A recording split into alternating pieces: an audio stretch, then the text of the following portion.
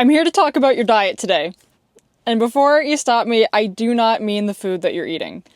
I think we often give a lot of attention to the foods that we consume, the exercise that we do, and the external inputs that impact our physical well-being. The diet I'm talking about today is one that we often forget about, and that's our mental diet. I want you to think about it for a second. Before you've even had breakfast in the morning, chances are you've already consumed a number of things that contribute to your mental diet. Maybe you checked your phone first thing when you woke up. Maybe the TV was already on and it's the news that you consumed from there. Maybe you've got music on in your home. Maybe it's the emotions from other people around you. Maybe it's text messages from friends that you have. We are bombarded with so many things throughout our day-to-day lives that contribute to our mental diet. And these things that we consume are not just benign things. Research shows that the quality of what we consume mentally has a huge impact on our overall mental well-being, and a measurable impact on things like mood, anxiety levels, and self-esteem. And this episode isn't about cutting a bunch of things off and living under a rock and excusing yourself from what's going on in the world. Instead, what we're talking about today is being more intentional with what exactly you're consuming and how often you're consuming it. In this episode, I'm going to be talking about the things that contribute to your mental diet, why it matters, and how we can make intentional shifts to change how it impacts us in our day-to-day. Because sometimes you don't need more motivation. Sometimes you just need a healthier environment for your mind to thrive in. Welcome to the Mindset Gym podcast, where we exercise your way of thinking to help unlock your hidden potential. I'm your host, Emily Irwin, a registered nurse and holistic nutritionist with a passion for all things health, fitness, and personal development. All right, let's get into it.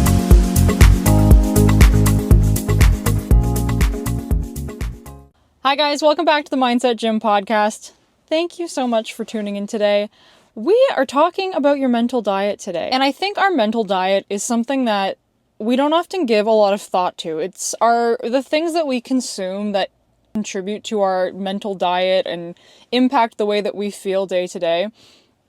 They're typically things that we just do on autopilot. We don't really give a lot of thought to what we're consuming and how it's making us feel. But I want you to think for a second.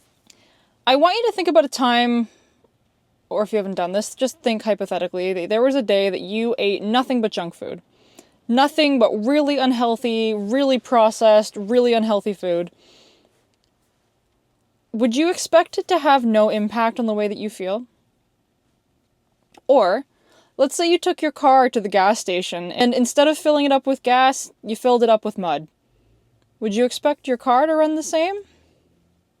Probably not, right? The way that you feel these things matters, and the way that you feel them is going to impact the way that they are able to operate and show up throughout the day. Same goes for the function of your mind. The things that you feed it are going to make a difference on the way that your mind is able to operate and function throughout the day, throughout your day-to-day, and as a result of that is going to impact the way that you feel. So as a jumping off point to this, I'm going to list off some things that contribute to your mental diet, things that go into the menu of things that are going to impact your mental functionality and well-being throughout the day. And number one on that list is the content that you consume. And there are a lot of things that are going to fall under this content bucket. So this could be social media, obviously, what you're consuming on your social media, if you're doom scrolling, what apps you're using, the people that you follow, the stories that you're seeing. This could be the podcasts that you're listening to.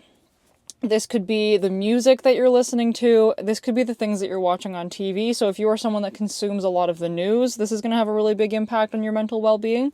All of these different streams of content, any form of content that you are taking in on a regular basis and consuming, that is part of your mental diet. That is part of your mental intake. And every time that you take in these kinds of things, it takes up real estate in part of your mental space. I know a lot of times when we take in content, especially when it's things like passively just kind of doom scrolling or having the news playing in the background, things that we're not really actively engaging with, it feels like we are just passively consuming them.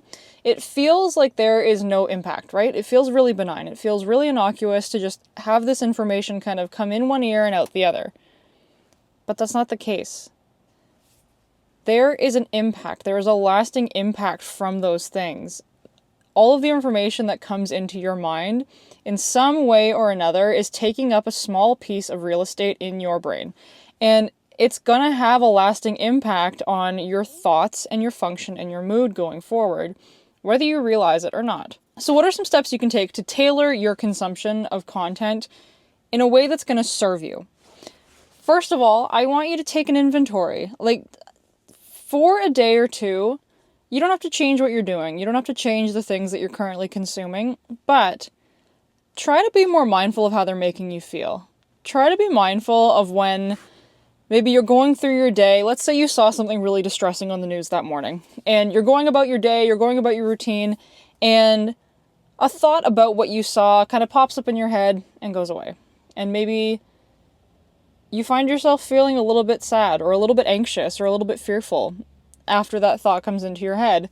Maybe you didn't give it a whole lot of thought before. Maybe you would not have given that the time of day. You would have just had this passing emotion and not really given any weight to it.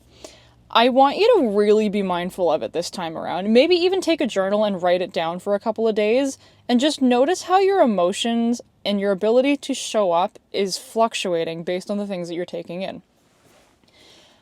After that, you'll have a much better idea of things that you can moderate in order to tailor what you're bringing in. So maybe it's unfollowing social media accounts that make you feel shitty or make you feel anxious or make you feel sad. Maybe it's changing the kind of music that you listen to. I know for me personally, I make a really conscious effort to not listen to a lot of sad music, because I find when I listen to a lot of sad music, even if I wasn't in a sad mood to begin with, I'm sad afterwards.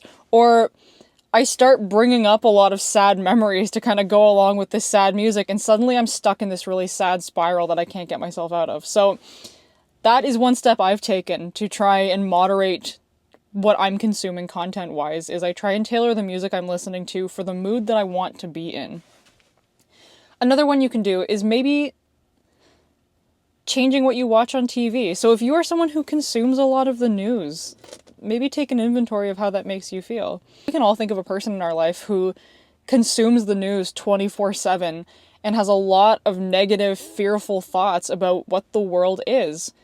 And how could they not? Because that is their view. That's what they're getting bombarded with 24/7, is just fear-mongering and negativity. And I can understand, especially for people from an older generation who watch a lot of the news, this is not the news they grew up with. The news that they grew up with was a lot more reliable, and it was a steady way to stay informed. Our news today has changed quite a bit, and there seems to be a lot more polarity and a lot more fear-mongering and a lot more negativity, because that's what gets people's attention. When people are stressed, we have a spike in cortisol, and we're much more likely to focus and pay attention because we want to know what's going on. This was essential for our survival several years ago, and it's what prompts us to stay engaged and pay more attention to the news now when that's the kind of content they feed us. So that's why they do that. And it's great for people working in the news industry who want to get a ton of views on their stories, but it creates a prolonged stress response in us. And so you constantly consuming that kind of information, while it may make you feel like you're very informed, can also leave you feeling really scared and depressed and anxious. And so, again, this is something I try to do for my own well-being, is I try to make an effort to not continuously consume the news. Not on a regular basis.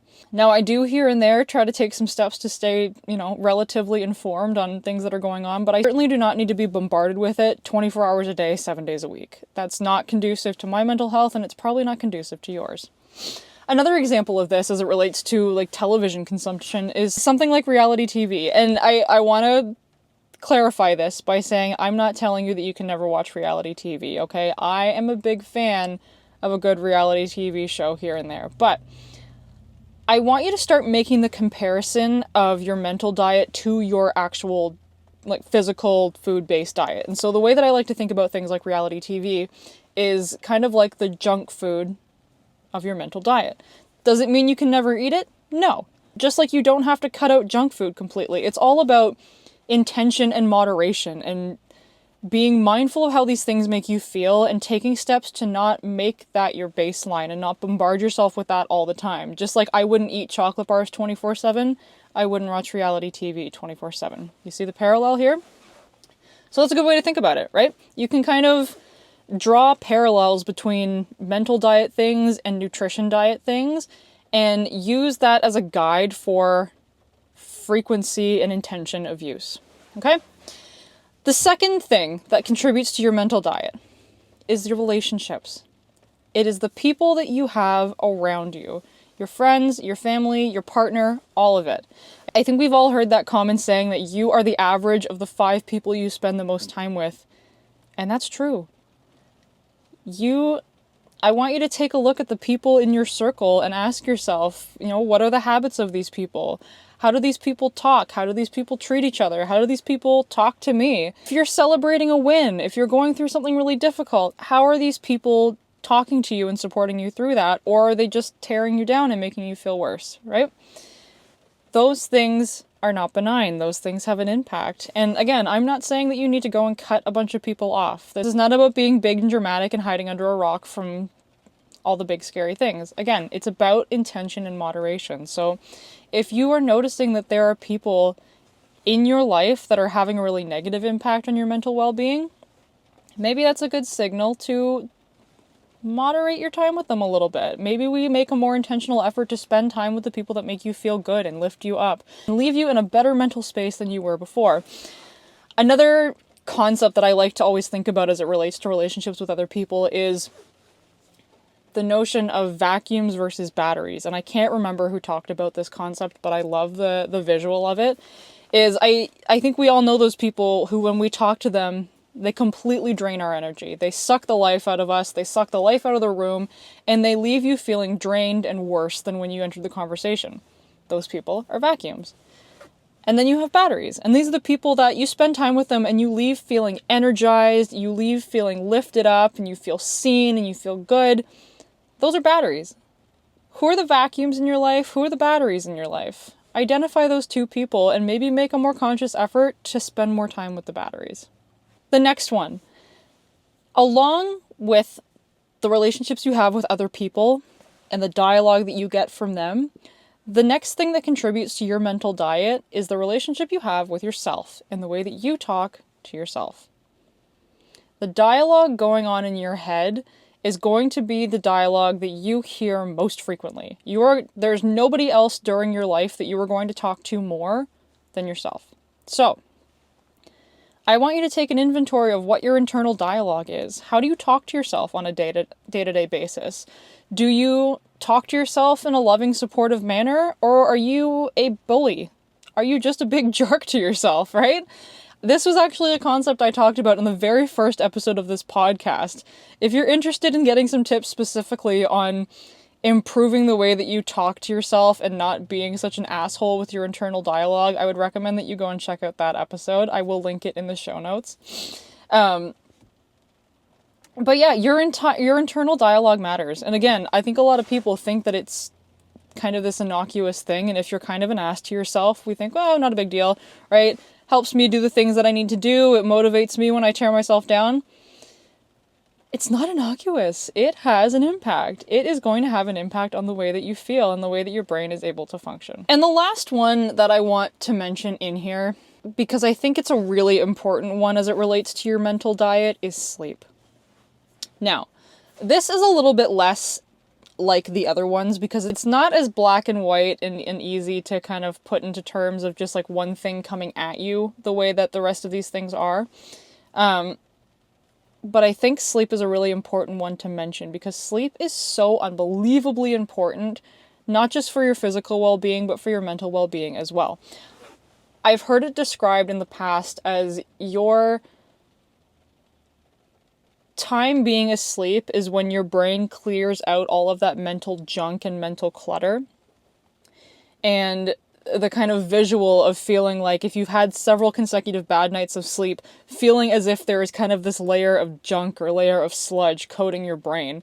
And I think we can all relate to that, right? If you've ever had a few consecutive nights of really bad sleep, maybe you're a new parent, maybe you're jet lagged, like maybe something is going on where your sleep has been bad for a prolonged period of time, it does almost feel like there is a layer of sludge over top of your brain. Your ability to function is severely impacted. So, this is a huge one. This is a huge one for your mental diet because it plays such a big role in your mental recovery and your mental function and in your overall mood and well-being. A study conducted out of the UK found that people with short or irregular sleep patterns have significantly higher risks of depression and anxiety. A large study tracking over 79,000 participants found that individuals with irregular or short sleep durations had a 91% increased risk for developing depression and a 61% higher risk of developing anxiety, compared to the participants who had regular recommended sleep patterns. So you see how it's not this innocuous thing. It can have a huge impact on not just your function the following day, but on your long-term well-being. So going back to all of the things that we mentioned, the content you consume, the relationships that you have, the way that you talk to yourself, and your sleep quality, these are not innocuous things. These are not just things that pass you by throughout the day and have no real lasting impact on how you function. I'm going to give you a few other statistics to help drive this point home. A study of 266 therapists found that 99.6% of them believed that reading the news can negatively impact mental health. So again, going back to, if you are someone who consumes the news on a regular basis, it is very likely that that is having a negative impact on your well-being. And again, if you like news, if you like being informed, there are intentional things you can do to improve this. So another thing that I like to do on this front, I don't really like consuming the typical news on a regular basis, but something I will do is I will actively seek out good news. I will actively seek out information about positive things going on in the world. So I'm still informed in some way, but in a way that's not damaging my mental well-being. It's actually in a way that is going to give me a more positive, hopeful outlook for the state of our world. There was another study from the World Health Organization that found that strong social connections are one of the most powerful predictors of good mental health and even longevity. People with meaningful social ties tend to have lower instances of depression, better coping methods for stress, and even a reduced risk of premature death. So your relationships have a huge impact on your well-being and even your longevity. And it's not just having relationships or not, even though that is important. Loneliness itself can be linked to really negative health outcomes. However, while having relationships, period, is important, having good relationships is just as important. So you don't have to surround yourself with people who make you feel terrible just for the sake of having people in your corner. Take intentional steps to spend more time around the people that lift you up and feel good and make you feel good. Okay? So this was just a little food for thought today because I think sometimes it gets overlooked. Your mental diet makes a difference. All of the things that you take in on a day-to-day that make up your mental nutrition, if you will, is going to have an impact on how you function. And so, again, like I said before, the goal here is not to have you go and cut out a bunch of things and isolate yourself from all of these avenues. Just like if I was giving you advice for your nutrition diet, I wouldn't go and tell you to cut all of these foods out and be super restrictive. That's not the answer. It's about intention. It's about the way that you approach all of these things. Bring them in and out of your life in a way that is conducive to your mental well-being. Okay? It's about the intention. And it's just about you being a little bit more mindful of what you're consuming in that diet. Because it all makes a difference. Okay? Thank you so much for tuning in. I'll catch you next time. Hey, thanks for listening to the show. If you liked the episode, don't forget to like, subscribe, leave a review, or share the show with a friend. Your support helps this show reach even more incredible people just like you. Thanks again for tuning in, and I'll catch you next time at the Mindset Gym.